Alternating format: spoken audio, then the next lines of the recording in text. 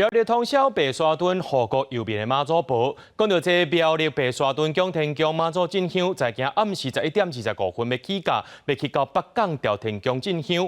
今年呢是按算36点钟要到北港，而且报名人数有到33万人，创下历史新高。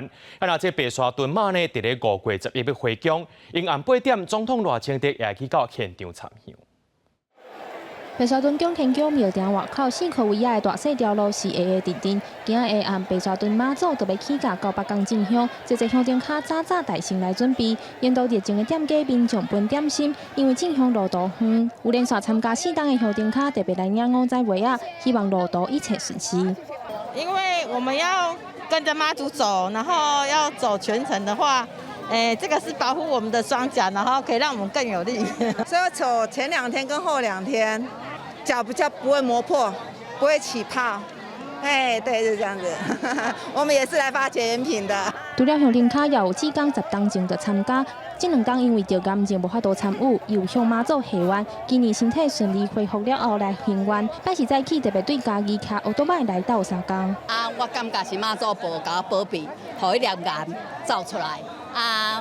所以我顺利的开完刀也在复原中所以今来还愿，来做志工。今年白沙屯妈祖进香会行10天9暝，大约有33万的乡镇卡参与。5月7日登桥起驾，初3到北港11回宫，36点钟就要行到北港。庙方表示，这届报名人数增加要8成，数文超过1900张。